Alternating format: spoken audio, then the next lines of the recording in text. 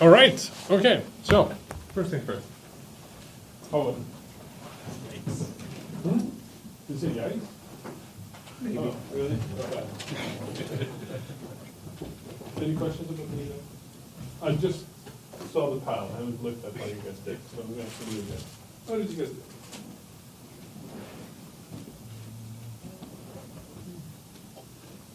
I've never seen fewer of you, that's all. Hope this is not related.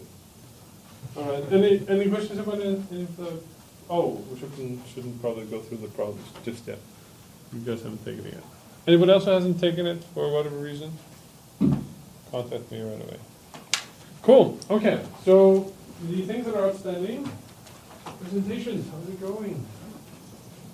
How many people started the presentation stuff? Okay, 2 people. Started the presentations, they need to be awesome to give it a grade. Awesome, like they're gonna be on the internet.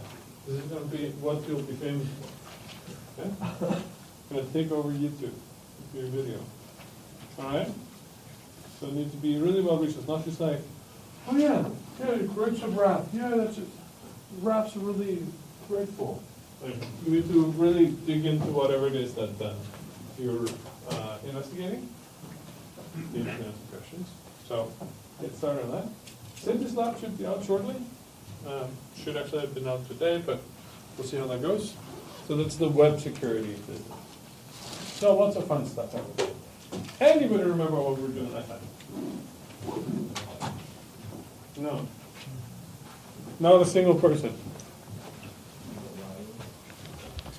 Was it wireless? Yes, it was, wasn't it? Okay, why isn't this here? Duplicate. So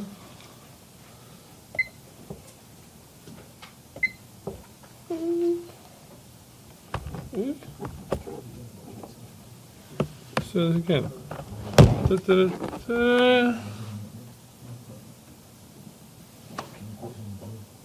Is that on?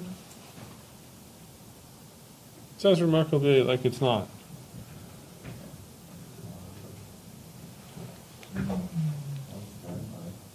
It's in standby. Auto room shutdown. And then room power up.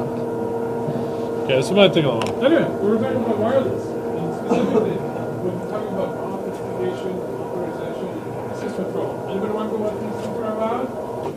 I'll just speak up a little. We're just waiting for you guys, it's fine. Anybody remember these concepts? What's authentication?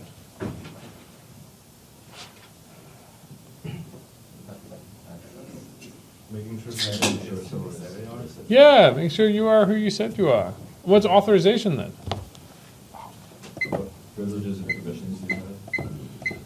Yeah, like if you're authenticating, what can you do? Is your role or your action? You stuff? What stuff? What proofs do you mind to? It's like there's heavy construction going on in the and then there's access control, and what's that? That didn't help any, did it? That's making sure only authorized people can access stuff. Yeah. This is the mechanism by which, or the implementation by which we check things work. Let's try to see if this thing here can come off. Something nice, isn't it?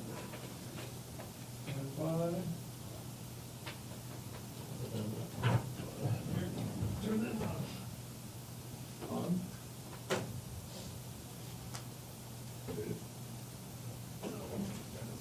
Hey, it's looking better, isn't it?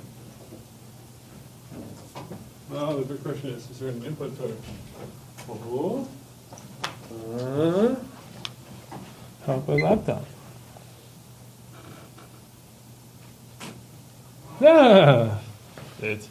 All right. So, and then we start talking about wireless stuff, right? With respect, like from this vantage point, we define something called WAG. We're just starting this. Anybody remember what we were trying to do? We motivate this thing called a wireless network, which is like where you can just like sit with your laptop and your Facebook without having like a cable to the wall, right? It's amazing. You're like just broadcasting to the air, like incredibly, all your likes and stuff, right?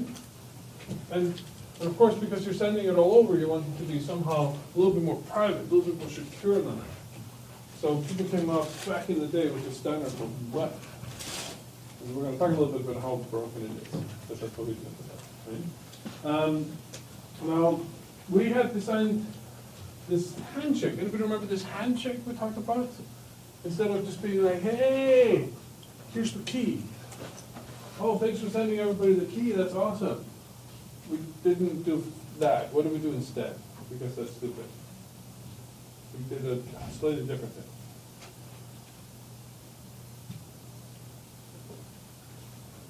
Instead of sending everybody the shared key for a wireless network. Remember, it was like hamster or something ridiculous, because that's how creative we were. Or I was. Instead of shouting like, hey, the key is hamster. Like, okay, yeah, you can come in. Do you know the key? Yeah, hamster. Right? We did something else. What did we do instead? So I guess you asked for connection. They said hash your password with this number, and then you send them that. That's right. It was like a four-way handshake. Instead of it being just like, hey, the secret password has 7 digits or 7 characters in it. Hamster. Yeah. No. Yeah. And then you can come in, right? So it was kind of like a hash or some information about the string. And that wasn't enough again, because then that becomes the new password, passing the hash. Remember? Here, passing the hash. And then we said, like, well, okay, what if the client decides on a number? Well, that's also stupid, because everybody else can then decide on the same number. So our final version was, the server says, like, here's a number for you. Great, okay, give me the number. Take the number and put in front of the key that you know and that we both know is hamster. And then hash that and tell me what it is, right? Because then a new person come along and be like, yeah, so we're gonna need a new number and I don't know what to say because I don't know the actual password, right? This is how we authenticate. Awesome. This is what web does. It's a 4-step challenge response hashing. All right. Now we're gonna talk a little bit about web encryption, right? So remember that we have these people here that are trying to like talk and stuff. And they know this one password. And it's 7 characters, and that's ridiculous. So I wanted to somehow be able to have them have an encrypted communication channel between them, right? But we don't want to just take the word hamster and not encrypt anything after that, right? We want to not just take also the string hamster, hamster, hamster, hamster, and make that our password, because that's also ridiculous, and it's really easy to crack. We'll have a whole lecture on that at some point. So instead, we have this other thing called an RC4 cipher. So the thing we're trying to get here is like, we have a lot to say. We're like, blah, blah, blah, blah, like this, like that, or something to tell to Facebook.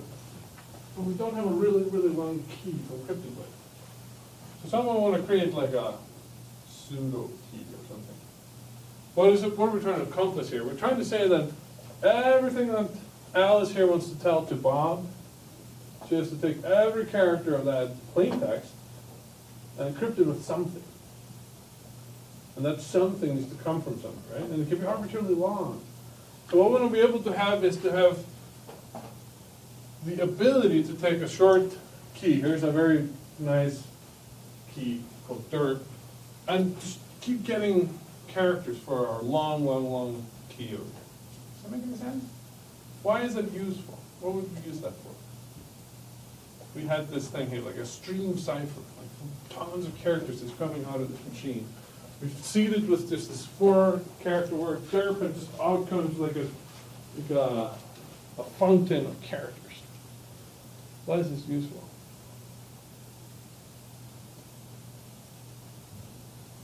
So now I want to have my encrypted communication channel. I'm liking all this political stuff on Facebook. So take everything I want to say and take each and every character and encrypt it with the one that's coming out of this pseudo-random number generator. The first character and encrypt with E, and that's with T, and with J, and so forth. What's nice is that the other person on the other side also knows this key. Bob actually knows dirt, right? So he will also plug that same thing into the pseudo-random number generator. And because computers are inherently deterministic, same stream will come back. suppose you're a hacker. How much trouble will it be for you to try to hack this scenario? Suppose you're listening to the communications. You're Eve over there. How many different things do you need to try until you know everything you need? See all this encrypted thing? It's like somebody sings a message that's being encrypted with this long stream over here. You know exactly what pseudo-random the generator is, but you just don't know the key, right? But if you could guess the key, you would get this exact same sequence. Therefore, the strength of this entire thing relies on the strength of the key, which is why password is a terrible password, right? This is the first thing you'll guess. Or with a 0 instead of O. Yes, everybody else thought of that. Mm-hmm. Right? Okay. So this whole thing is premised on this key being pretty good, right?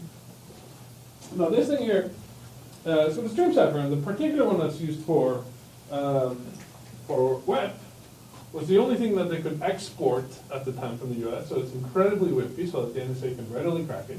Called RC4. Do this cipher. But if I put something else in here, blah, I get a different stream cipher, but the same thing back, like I'm back to the original stream cipher here. Same input, same output. Now, we have this component. The only thing that Alice and Bob here have in common is their knowledge of this string hamster, right? That's their shared key. So somehow, in this communication channel, they're going to need to rely on that information. It's the only private information they have. So we're going to try to make like this stream cipher key somehow depend on this hamster string. Make sense? I'd like to reuse this as a key for them. So we just shove the, what if we just shove the web key directly into the pseudo-random channel? What if I just use hamster for my RC4 cipher? Is there anything wrong with that?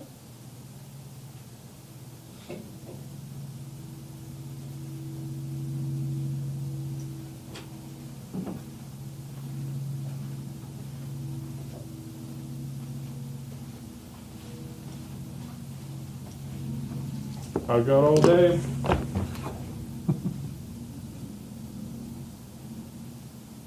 I'll lock the doors. Hamster's pretty easy to guess. Pretty bad, yeah. What information did that give you? Did you use hamster? Yeah. Did find out anything about their house? You mean like, so Alice and Bob, they both use this string hamster, and somebody's seeing this encrypted communication channel that's been encrypted with the word hamster, or like that's been seeded in RC4, right? Now, what's the problem with that? Well, what is the problem with that, right? So,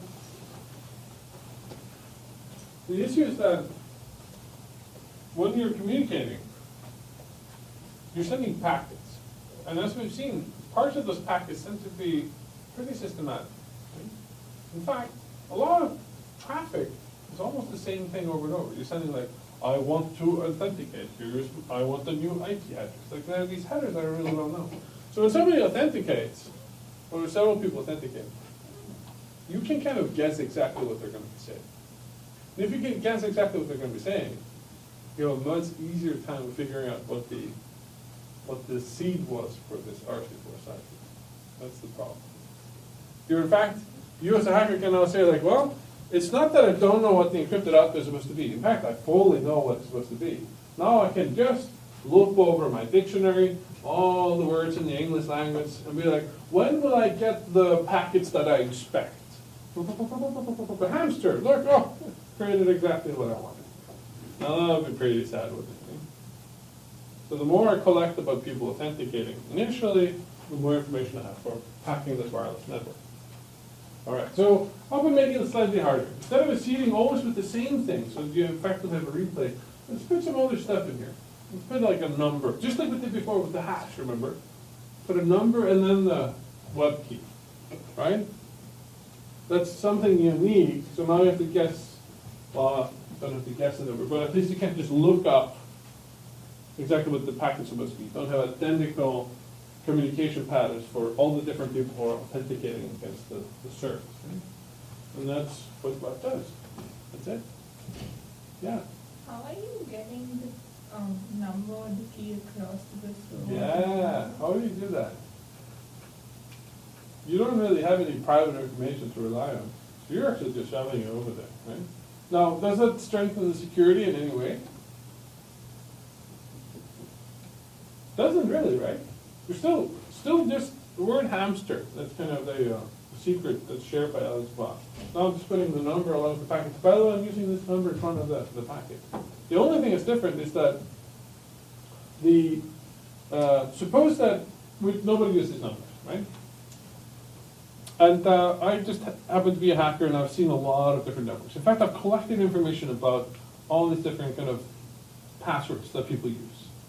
What I could do is just to say, okay, I know that as a part of the initialization, or as a part of kind of the authentication, these packets always take place, so therefore, if you encrypt with the word artwork, here's what the traffic should look like.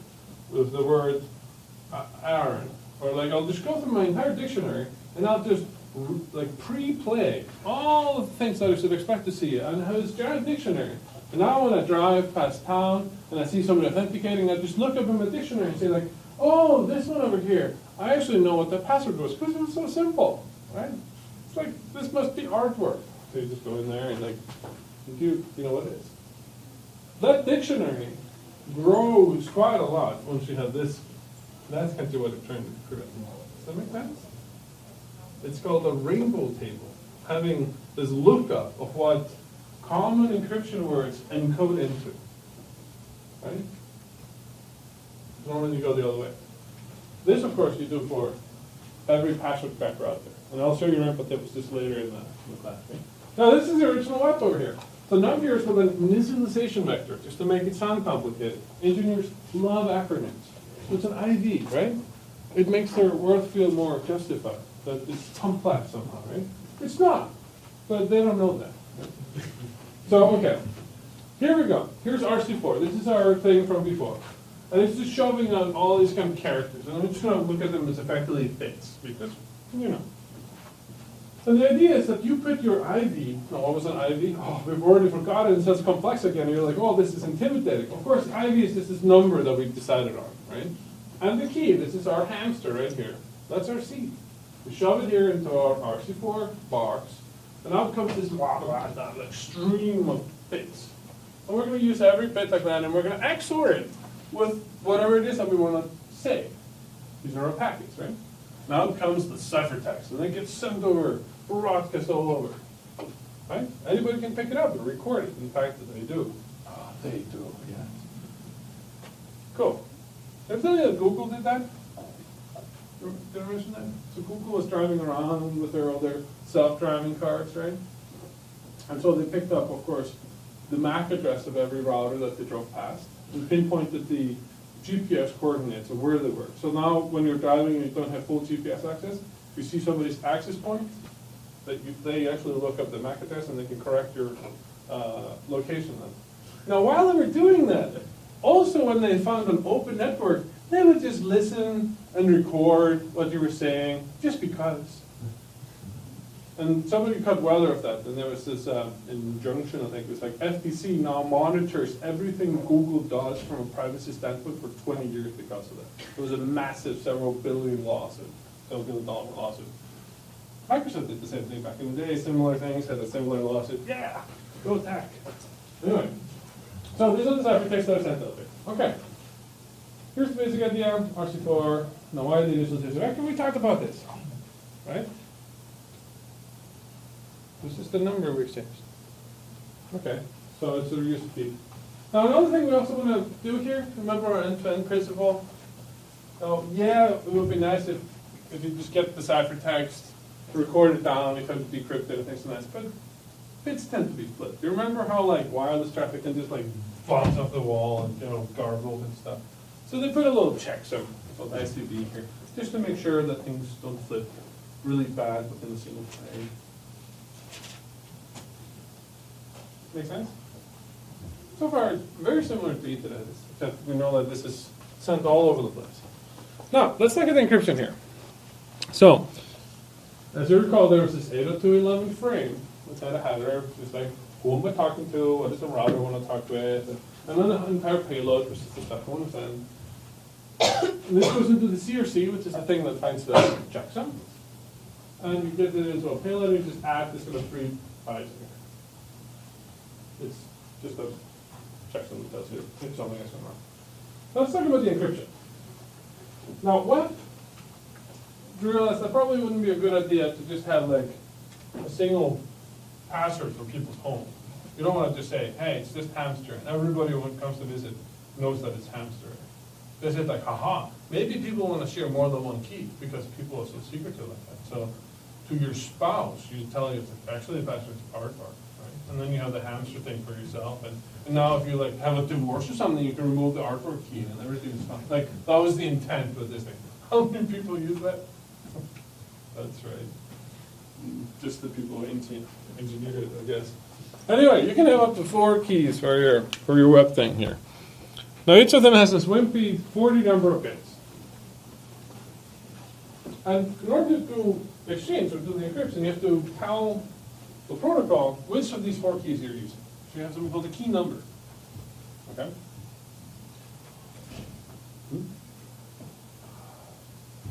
Being president. So, can they specify a key number in this default key left and ones that haven't been Oh, well, that used? would be nice. It's not the case, at least not to my knowledge. Now, WEP is something that you're trying to eradicate like malaria. This is like the worst protocol. Still prevalent, but yeah. Anyway, so yeah, you specify a key number within this index, and they're going to come in pre-filled unless you specify. And the pre-filling is pretty random. I think it even maybe disabled sometimes. So one of 4 keys selected, that's 40 bits of information, and then you have a key number itself. So key number is 8 bits. It's a lot of key numbers. Doesn't make any sense.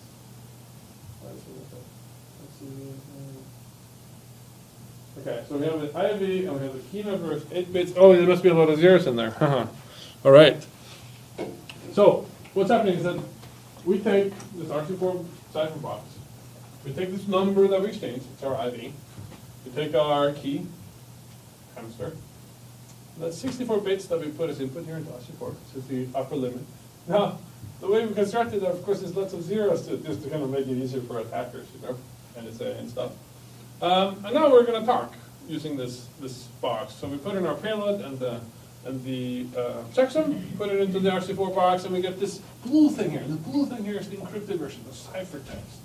All right? So this is how we shove it through there, and then we put it over the wire. So far, so good. Good. Now, when we shove it out, we have our header here, just a standard web code. And this is in the clear text header, the IV, the initialization number, because we're not even trying to protect that. The other person would know what to decrypt it with. The key number, we're talking about using key number 1, which is the hamster key, right? And then you get this encrypted payload and checksum. Now I'm building this up here so that we can systematically smash this. All right. Suppose you are now receiving an encrypted frame, encrypted 802.11 frame. How do you decrypt it? You kind of do the reverse of all these operations. If you go in here and see like, oh, there's a key number here. I'm going to select the right key over here. Just know it's key number 1. So I look at key number 1 in my configuration here, and I get this 40-bit key over here. And I then take the initialization vector from the packet, which was in the clear, and this key that I know, get the 64 bits, put it into RC4, and now I can put the encrypted ciphertext into my box, and I get the unencrypted back. Symmetric. Nice. Very nice design, right? All right. That was good. Now, the initialization vector, as we talked about, is intended to prevent reuse of keys. What are the problems here, right? So we have a 24-bit number. How many numbers are those?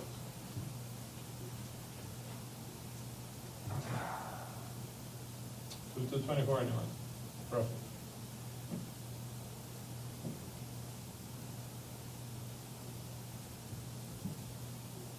$16 Yes. 16.7 million. Is that it? It's big. Really? Okay. It's something tiny, but that's fine. Relative size is fine. That's not so much. 2 to the 24. If you think about your computer's working at, suppose your computer's not working at 2.4 gigahertz. Suppose it's working at 1 gigahertz. What does that mean? That means that it's doing an operation every 10 to the 9. It's like, it's 1 nanosecond per operation. So I can do 1 billion operations per second. And so if I'm trying to decrypt something and I'm trying to find the number, like I'm enumerating something, and I want to find something that's 2 to the 24 as a state space, suppose I need 16 operations for each of them. How many seconds does that take? So, chart number. I have a scenario where like I can do 10 to the 9 ops per second, and there's a state space of 10 to the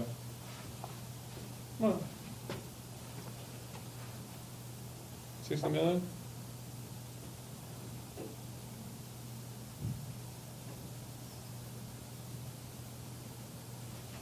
Here, let's convert this around. What is this in phase 2, roughly?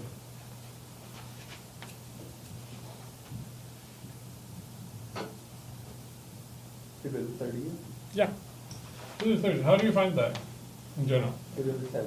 Yes, exactly. Remember that 2 to the 10th, which is exactly 1,024. 1,034, is roughly 10 to the 3, which is 1,000, with an error of 2.4%. Right? So you can always say like, okay, this is kind of like 10 to the 3 to the third, so that's the same as saying 2 to the 10 to the third, right? Okay. So 2 to the third is the operations per second that we're executing on our computer. Suppose I have what 2 to the 24 things to find. So like, what do we call this? Like, suppose it's keys, right? And suppose I need some number of operations to work on every key. Suppose I need like 128 operations per key, right? Which is 2 to the 7, right? So with this, how many seconds does it take for me to recover a key? This is the setup, just to kind of give you a ballpark estimate.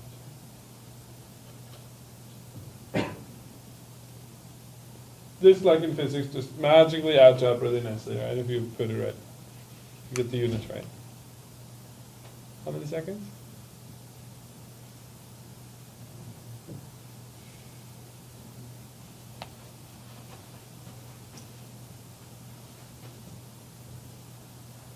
So multiply these two together, I get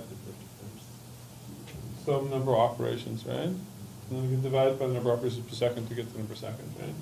So this together is what, 2 to the 31, and I can divide by the, and this is what, ops. And then I have 2 to the 30th over here, ops per second, which gives me 2 seconds. Now that wasn't very long, was it? Which is why I say the 224 isn't such a big number, 2 to the 24. 60 million is very small for a computer. Brute force is an extremely potent force in computer science, right? You can go really far with brute force. So it's 24 bits. So if someone magically has an algorithm that requires only 128 operations to break it, yeah, you can't even read this from here. Great. Yeah. So how many seeds does this go through random number generators of the 60 million? So we only have 16 million different RC4 cipher streams per key. It's not a lot. I could in fact go through and probably enumerate all of it, right? So at any point, I have the same initialization vector, like a reuse, then the XOR between the packets that I see become like the XOR of the plaintext messages, right? Suppose here I have a ciphertext. This is the encrypted thing I'm seeing over the wire. And here are the plaintext things, like the things that you're actually saying. Then notice that because of XOR, if I XOR the two ciphertexts together, and I happen to know that they have the same IV, because the IV is alphanuclear, then by XORing them together, I actually XOR the IVs together, because of the way things work here, and I get the XOR of the two plain text. This is why key reuse is so dangerous. If you reuse the key, and you're doing XOR, then the key cancels out. Does that make any sense?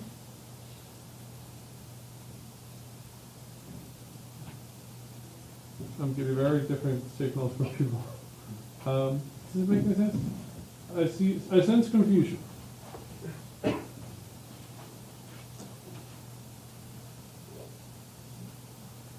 Remember from the DNS scenario, right? Where there really weren't that many different IDs we had to play. We only had like 16 bits of ID, 65,000. And if at any point two of them conjoined, we had identical looking packets, right? And that was enough for our attack. Here we're saying like, well, if at any point there's a reuse of these 24-bit numbers, then the ciphertexts, even if it's fully encrypted, if I just XOR these two ciphertexts I saw together, I know the XOR of the plaintext, which I can then probably use it for what they were.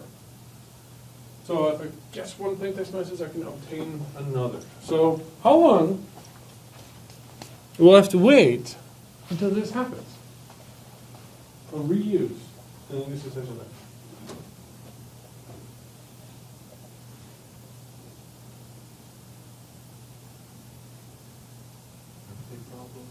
Ooh, sounds like it's like something like this, right? For any pair that matches, right? Make sense? So remember, we had this thing here, right? With 23 people in the room, and we only had to wait for like, with 23 people in the room, it's like 50% likely that two will share a birthday. We generally had this formula here, and then we reversed it. Remember, we did the math, and we found out that was kind of like a square root relationship. Order square root of n. It's how many packets you'll need to see until you see reuse. So with these numbers here, 60 million is our n. Suppose we want to see 50% chance of collision. Well, then we plug in n into our formula here. We get that it's 4,800 packets. Is that a lot? Each packet is about 1,500 bytes. So how much data is this really? That's just thousands. And there's like 4 megabytes. So it's about 6 megabytes. That's not a lot. We all know that, right? You guys download that for breakfast. 99% chance of collision after 12,000 packets. So that's 3 times more. So that's what, 18 megabytes. It's still just like free songs. Would you ever go legally bought from places? So if you're operating at 11 megabytes per second, which is like the old school network, so like the slowest you can get today, that's 3 seconds. So, in other words, what I'm trying to tell you here is that if you're monitoring a network that keeps recycling its IVs, you'll have to wait for 3 seconds if it's fully operational, the network, and is fully utilized, until you see a reuse of 2 IVs, in which case you can XOR the packets that you saw together to know what the plaintext were. I can actually give you a lot of interesting information. So, the idea is that we'll start listening on traffic, sniff the traffic, the encrypted traffic from somebody who's talking. Do this with a rogue device or with stuff that looks like an outlet, and you put it into somebody's outlet at a machine or a USB port somewhere. And you'll eventually need to get all these, or like as many of these 16 IVs, and you can actually encrypt the key for the web-based encryption. There's another attack here, it's even more called the FMS attack, which allows you to actually recover the keys one letter at a time, because the way they initialized RC4 was even more sad than the stuff I described to you.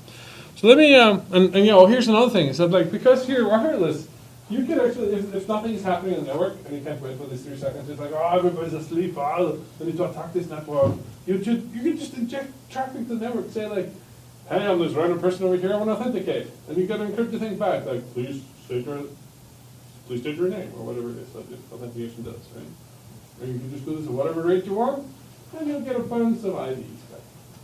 even if nobody's there, you can inject your own traffic. Let me show you how this works in practice. So here's a typical kind of YouTube demo of somebody just like cracking web. Now, of course, I'm not encouraging you guys to do it. I just want to show how it works.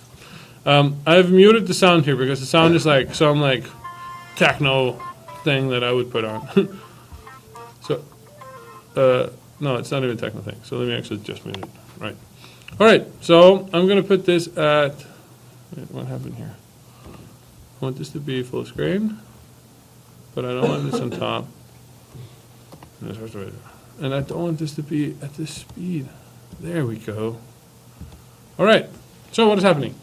They're starting. This is the base station ID over here. This is the power, like the antenna strength over here. And here's the number of data packets that they got. And here's a person who can remember stuff, and they're putting stuff down into notes. Okay, what are they doing? Let me get a slightly better resolution here, if possible. All right, here we go. So here with them. So they're trying to say like, hey, don't like instead of you hopping between channels to see what networks are available, pin to this particular channel over here and just give me information about this particular base station. I'm trying to hack that particular router, right? And you can see the speed codes, which is just like the where they're saying like, hey, anyone, do you want to join me? I'm like this guy over here. I'm Rick Gass, right? And then no data packets, and that's not good. So you want to get that up. And this is web encryption, open authentication, and yeah, okay. So and then what is happening here is that they're going to replay packets. So they've got some packets from the network, and they're going to try to wait until it's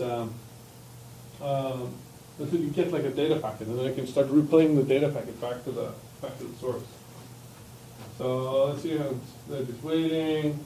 You're in your car with the Primo staying, hoping nobody spots you, and now all of a sudden you get a whole bunch of packets, and you're waiting for. Oh, you already got the data packet, so now you're injecting that packet back.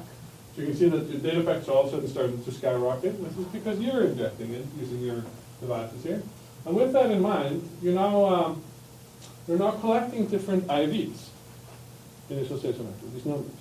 And if you have enough of them, then yeah, using this kind of curve that we saw before, this S-curve, you'll start to be able to use your aircraft, which is just something that reverses the process that we talked about, and actually also incorporates this this attack that I mentioned, the Ymir and the Boomer attack here. So now it's just going to be here checking different keys, kind of like what you see in the movies, and like there's like a bomb that's about to go off and all that stuff. Can you imagine in the background? And then, what happened here? Whoops, let's stop it. Here at the end, of course, I was playing on double speed, and here, let's go. So you can see that it has like depth. This is how well it's matching over here. This is like how likely it is that this particular character is that particular. This particular location in the key string is that particular character. This is how many keys it's tested. This is how many IVs it's got, so 30,000-ish. And then when it's done here, it'll eventually say like, okay, I have now 1.5 million keys, so it's getting closer. And then eventually it's just going to say like, oh, okay, I found the key over here. This is the entire key here, and in ASCII it's this one here. However long it was, it's not been decrypted because of the reuse of the IVs. Pretty potent. Right? Now, of course, you have like apps and stuff that do this for you on your phone now. This is WAP is like practically in the clear. You can imagine right now. So that's WAP, right? Do not use hacking software without express permission from the owner of the network you're attacking. So only attack your own network. Right? Okay.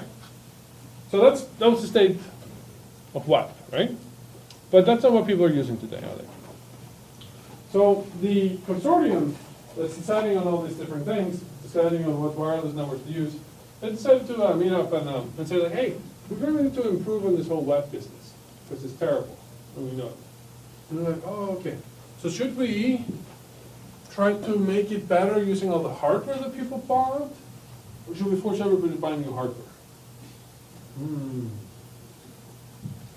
Let's just do both. Because why not? So they came up with two solutions. WPAX, so it was, WAP was, by the way, officially decommissioned in 2004.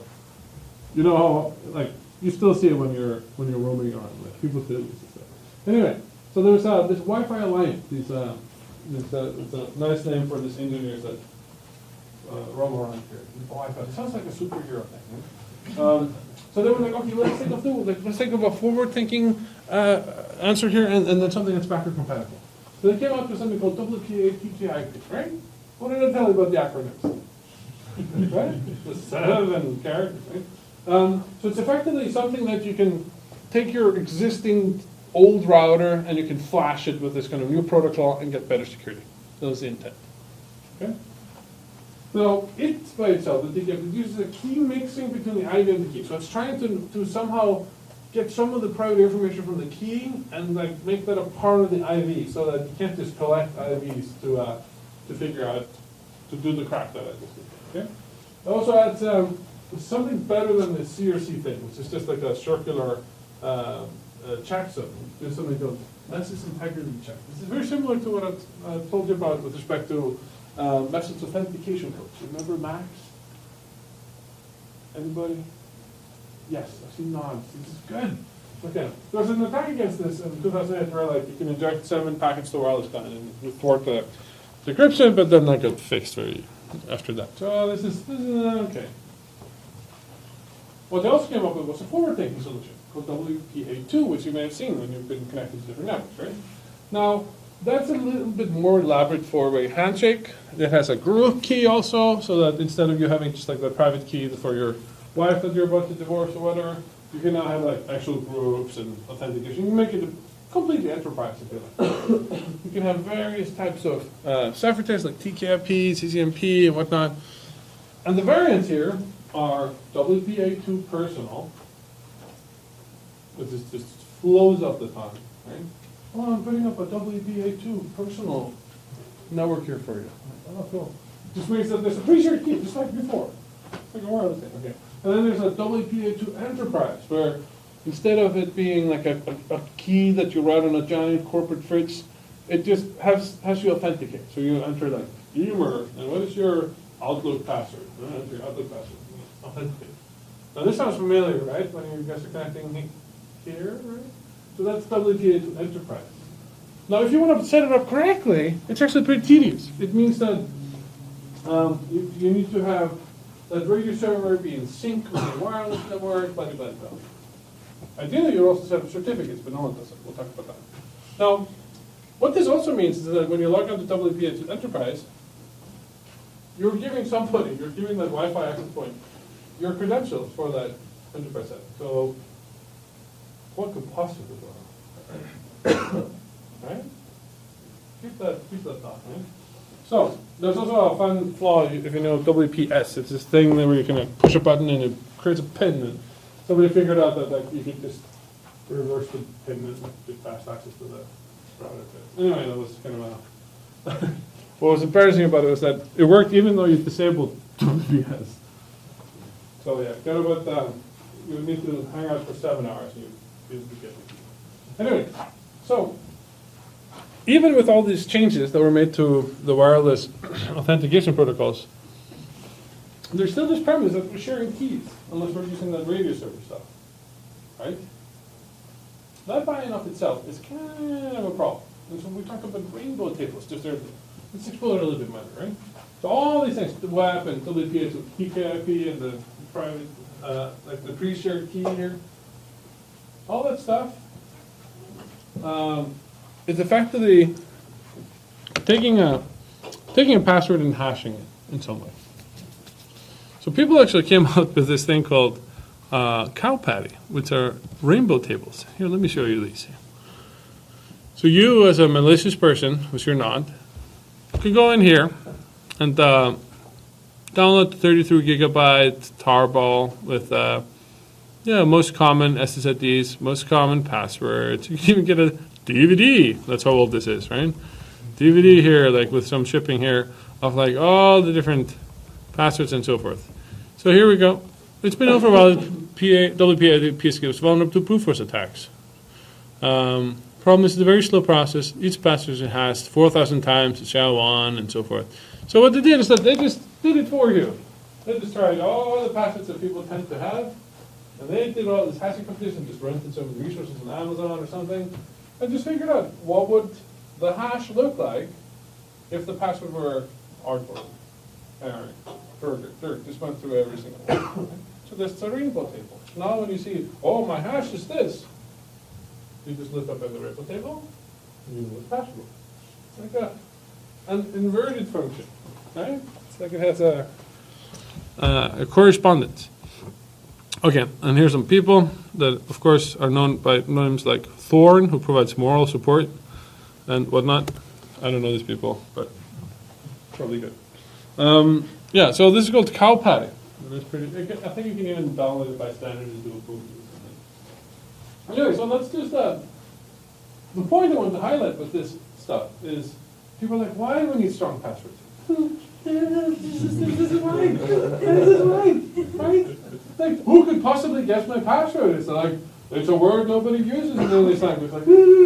Like, it's been cracked. Like, people have a lot of time and a lot of stuff to put into it, right?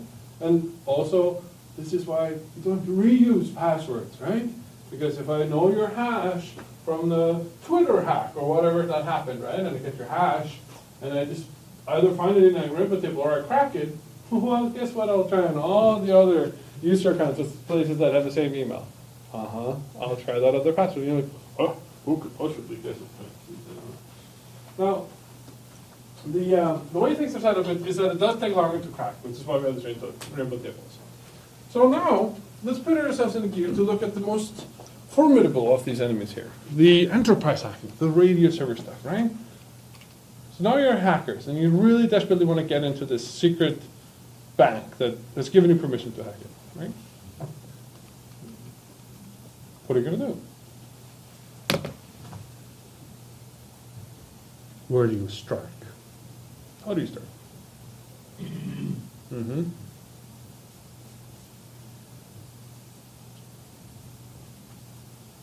Keep in mind that anybody who authenticates to your enterprise network is effectively using their credentials into that network. So once you have those, you can just walk into the place and log on, right? So that's a pretty bad thing, right? What would you do? You're doing wireless, right? You open up your laptop, and yeah. Could you use the connection of one of the clients that's already connected? Oh, could you take over an pre-existing connection? Now, you could if you had enough information about the key because of the encryption that's going on. Now, you could definitely have somebody who's already authenticated and affect their connection. You may not be able to take over it per se, but you may be able to say, like, this connection is over, dude. You can, like, send reset packets. It'd be like, with your powerful Pringles in the head, right? Just shine it at the user, ha ha ha, right? It's like a laser blaster. So you can definitely disconnect people, and that may be a useful thing to know. But what are we trying to do? How do we hack an enterprise, right? People.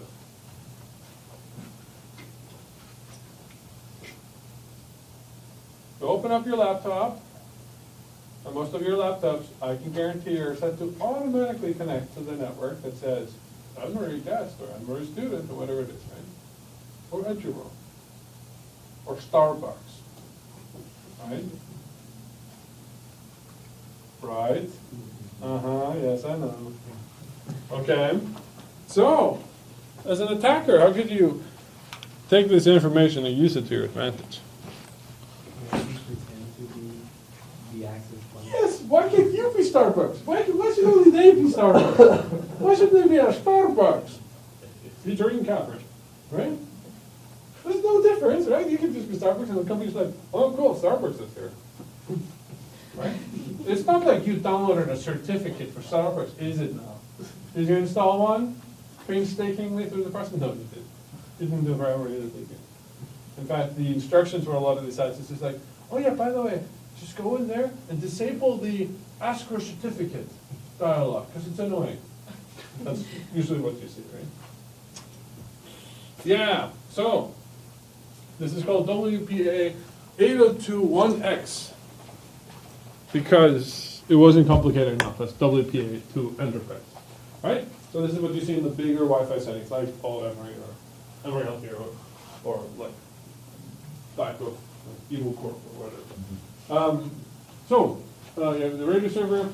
It uses something called EAP, which is the actual authentication. This is the extensible authentication protocol. It's the one that kind of encapsulates your username, does the hashing and stuff, send it on. Actually, does a really crap one. Now, it should use something called TLS. That would be the best thing to have, right? It's considered the most secure variant of this setting over here. But of course, most setups use something called PEEP. Ah, yes. Now what is that? Yeah, so like, okay, well, we'll get to it. So look at the configuration options that when we're in, say, Windows 7 or something, we're trying to connect to super secure. We have this thing here. Yeah, don't you guys? They automatically when this network is arranged. Mm-hmm. Anyone? Yes. And Intel connects settings or some people would put this like, even if it's not broadcasting, you shout at this like, Starbucks! Starbucks! Right? So it's easy to profile people when we have this information. Like, you know exactly what hotels they do.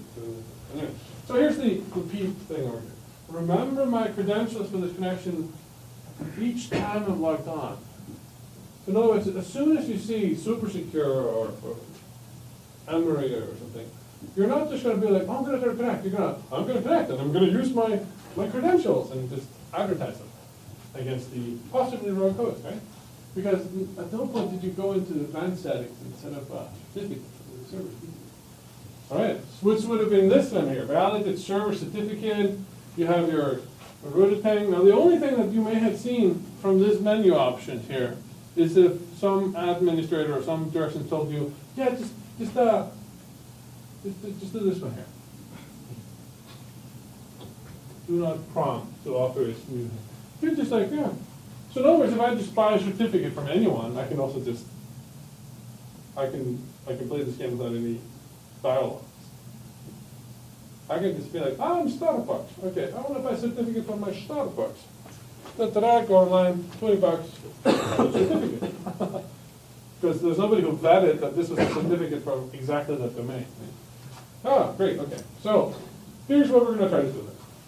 Here's our setup. Now this is the evil person here on the left. And here's a poor person who's trying to authenticate against their network here, right? And of course they automatically connect on super secure in this particular case. This is in the range, right? And what we have here is this equipment over here. We have a packet injector, like a little Linksys card. It's powerful enough that allows us to like inject packets. We have our access point here, which is has its antennas, and it's just really powerful and kind of dominates anything in the room. It's like that alpha male is like rah rah rah, like so. This thing is that people will latch onto because it has a really good signal. And then we have our evil access point right here. Right? So this is our super secure, and here we have another one over here. We'll get to that. Okay. So here, what we're going to do is the following. This person here normally what they're going to do is going to be like, hey, here's my corporate network, the super secure one. Okay, it has the right SSID and has WPA2 enterprise. It's great. I'm just going to send all my connections. But what you will do is that, I see that you're connected, so I am going to de-authenticate you. Now I can send packets like that. Anybody can. I can say like, I see your connection, and you can just bust off, right? So you sent that thing, and this computer is now like, oh, I've been told to de-authenticate from the super secret network. And then the computer's going to be like, oh, is there anything here I want to connect to? Like super secure. Send it a probe request, and you respond, yes, super secure is right here. It is also WPA2 enterprise. So you're like, oh, that's great. Let's do the four-way handshake. What happens during the four-way handshake? Yeah, you need to authenticate it. In this particular case, authenticate with your credentials, right? So you may see something like this. They're like, hey, that's kind of a weird certificate server, unless you put that do not prompt in there. What will everybody click here? Terminate or connect, yeah. You'll think about it for approximately 20 milliseconds. And you'll be like, oh, connect. You're just like, it's not an okay, oh, connect, right? Mm-hmm. Oh, great, okay. So then you send your Admis chat version 2, which is the crappiest password encryption I know in man. Send it over here, it's recorded over here in the host windows over here. And what are you going to do? You have your Ubuntu here, which has a radio server and everything. And yeah, pretty much. Slippery slope there. Now, of course, what you could do is also just to be a man in the middle and just forward this information to that access point. So for instance, if they try to connect, then you try to connect, and they'll be like, well, here's the number, and then you forward the number. The number is this. And they go, oh, no, the hash is this. Hash is this. That's what they do in airports. This is why you should be connecting to your secure stuff in airports, especially when it says Emory. That's a random airport. Yeah. Of course, because you're shouting out all these different SSIDs, this evil red X one over here, they're just going to be like, oh yeah, I am Starbucks, I am super secure, I'm everything, right? Everything you say will be like, yes, let's do it, right? Yeah, very good. Okay. So, of course, your devices are even more sad about this whole set of affairs because they try to connect you at any cost. So Windows ones, for instance, they didn't even let you know when there was anything wrong with the certificate. They just like, I'm connected. Great. Okay. Yeah, so there's even like some Linux distributions that didn't do this properly. You have a question? No. Okay? I was pointing at you. Two fingers up, which I don't know. Okay. Now, of course, this requires you to be physically present. But of course, you can get this mega antenna and shine it across city and this evil person. Yeah, and if you don't get a prompt, the default in most devices is like, oh, it's a new certificate. Well, it must be good. So just like that. So here's the evil access point of death, which is what I was just talking about there. Yes, it's a little bit nefarious, right? For good purposes, though. Science, right? So what is this is what I said before, which is that this red thing here can just respond to any SSID that your computers constantly are sending out, or your phones. And just be like, yes, that will be me. I am Starbucks, right? Okay, so here's the that's what it's at. Be like, oh, I'm hotspot guest, I'm free Wi-Fi, I'm Xfinity Wi-Fi, I'm everything, right? And you're like, oh, that sounds great, yeah, I'm connected to Xfinity Wi-Fi. And yeah, same thing happens, right? Okay, so just to kind of get an overview. We have ample threats here against wireless. I hope to have shown you. We can talk about that. So in terms of confidentiality, you remember the CIA tried it from first class, right? In terms of confidentiality, what has been compromised here? What is wrong with wireless security from a confidentiality perspective?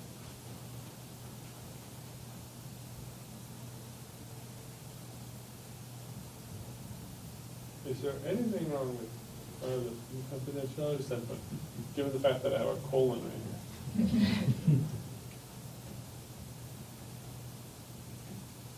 No? No, it's fine. Anything? Name one thing of all the effects we just went through that's a problem, confidentiality of wireless. What does confidentiality mean? Yeah. You can record all those hashes and stuff. You can record the handshakes, and you can offline crack them. You can leak stuff, so like later, if you know the key, you can know what people are talking about. You can lure people to your Starbucks or fake Emory account and whatnot. In terms of integrity, notice that most of the talk about confidentiality in this class. Integrity-wise, like, well, I can tamper with stuff. I can replay packets and just shove them back in. I can inject packets that you sent at some point and then record them later. So I can use your credentials maybe. If so I can then do man in the middle. Availability, I can jam frequencies, right? It's wireless. I can turn on the microwave. Yay! Or direct, like my directed microwave that you disconnect your laptop. Accountability-wise, I can actually be fully honest with you. I can fake my MAC address. I can be located somewhere. I can leave an antenna and then connect it to an antenna. It's pretty easy to subvert your physical presence here. So even if you need to be somewhere in the proximity, you can do a lot of things to get there. So this is kind of a very interesting thing. This particular point here is why there's kind of been this crackdown against open access points and so forth.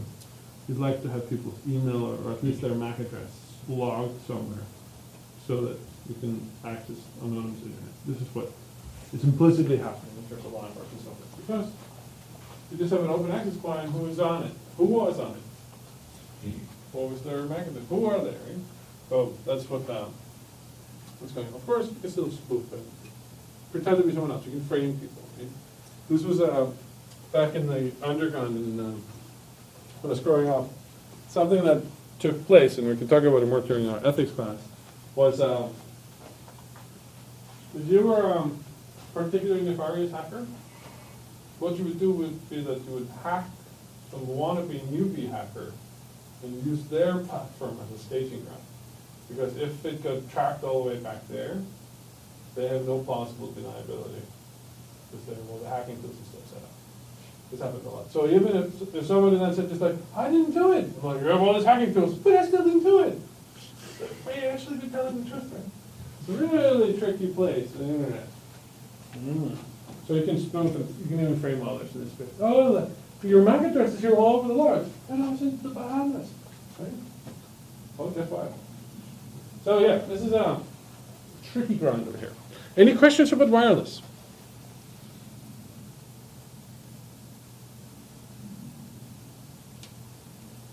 All right. I hear that silence again. There it is. It's haunted me. So I wanted to let's do a really quick rundown on this presentation here. I think I uploaded a recording of it, and I have the slides in the shared folder. It's cool stuff, but so we're going to run through some of it. So let's spend a few moments here looking for bugs. So here, there's stuff from the little kernel. What's the bug here?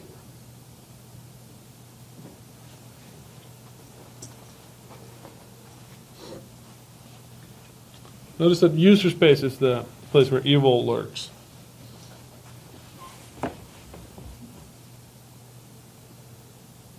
Obviously, there's something wrong with having this stuff happen, right? So you return that things are invalid if this is the case over here.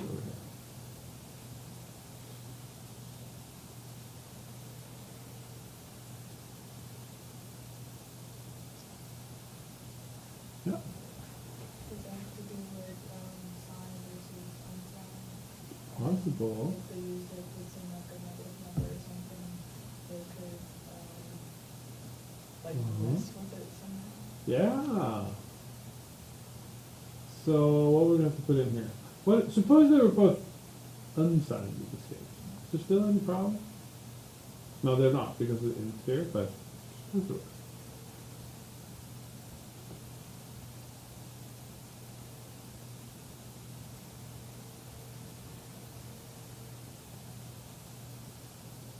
So I think page scope is not under your control. Non-interest is not under your control. PC start, however, is. Yeah, you just pick something big enough, right? You put something big enough, this sum here can be represented as an integer and sort of wraps around. Yeah, so that's exactly the problem here. Okay? So what about this one here?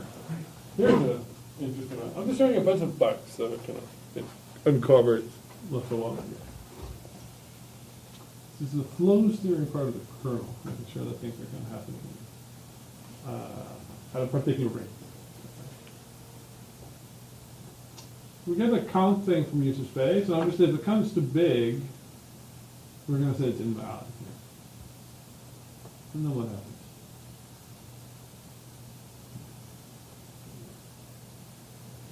We allocate memory.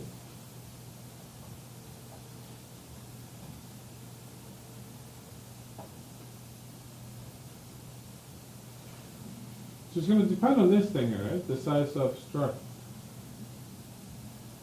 Right?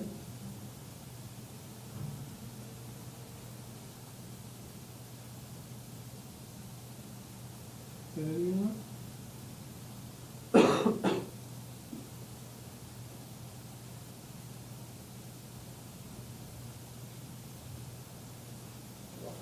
There's a check here, making sure it's not bigger than 2 to the 30th. And it's unsigned, so there's no signed space, so it's typically very well, right?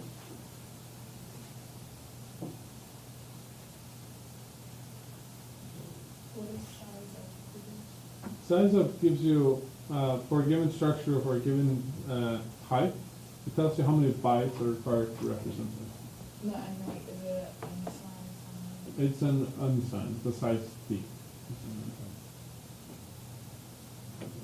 Because you can't really have negative size of anything. Just make the world really strange.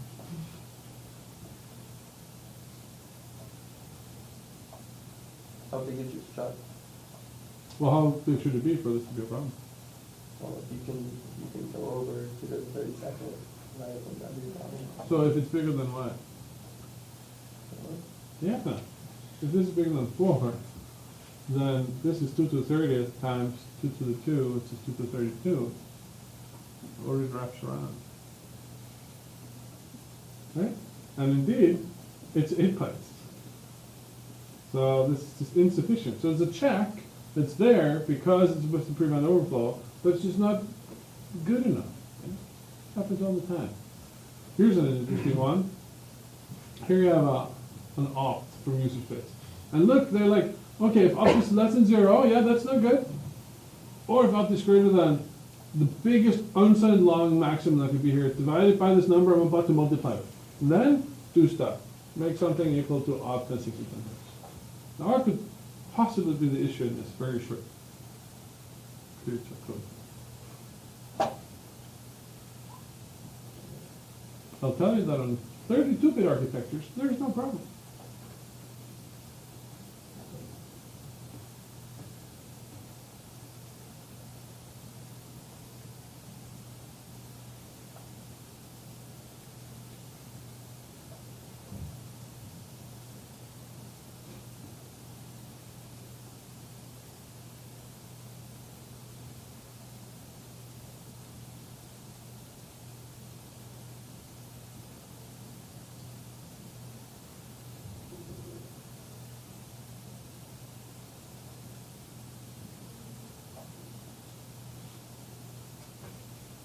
How big is an int in 64-bit?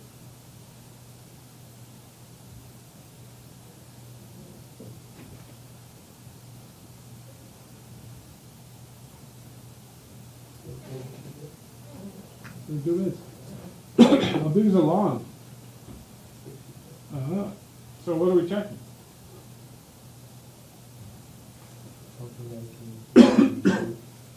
We're checking if this whippy little thing here, 32 bits, is greater than 2 to the 64 divided by some tiny number here, right? Probably not. Probably never going to be true. And then we'll just multiply it anyway. So we didn't check the right type here, long and long here, right? And then my 64 bits, check is insufficient. Oh, here's the fun one. Here's 2 ones actually in a row. There's a 32-bit integer, U32. It's 32-bit unsigned. It's something you get from the network. Yay! 5 packets from the internet. And then you check if yes is greater than, the problem is not the go-to bad, even though, of course, we don't do go-tos, right? Do it in the kernel, unfortunately. So if yes is greater than you allowing max divided by this thing here, we're going to do k-malloc of this stuff over here. What's wrong with that?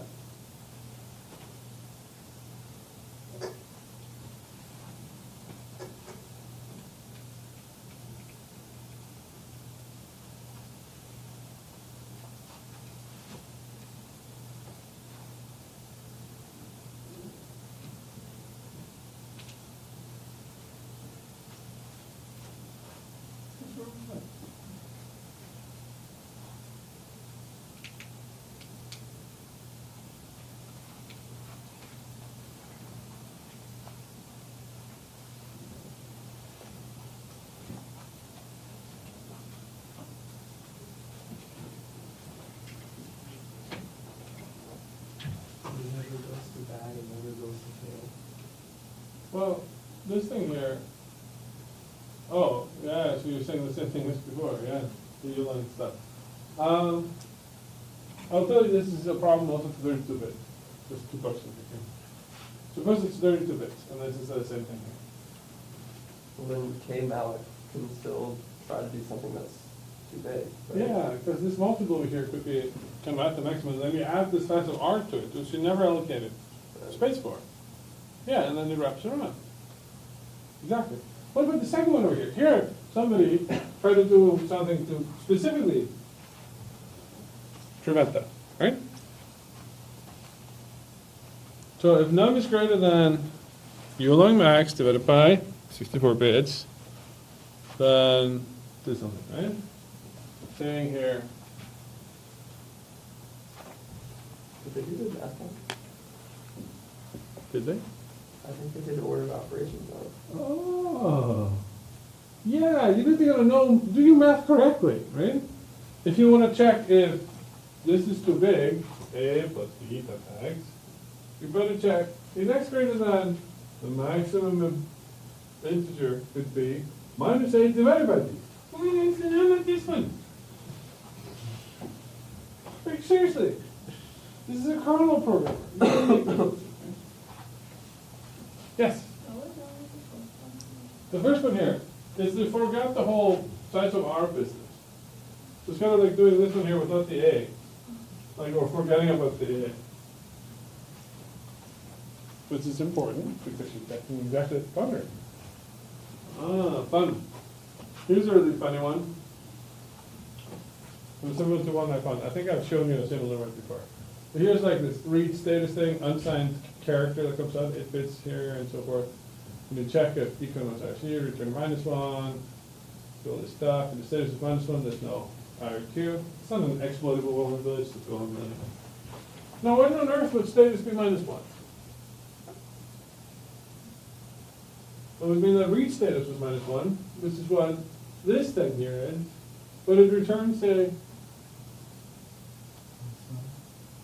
unsigned 8-bit thing. This is never negative, right? So you'll never get this check. So this is how the bugs come into your software, right? I have a whole bunch more here. But we can leave it at that since we're out of time. Any questions before we leave?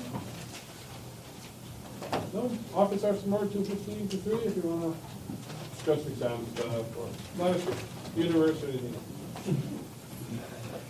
Thank you. Oh, I think Professor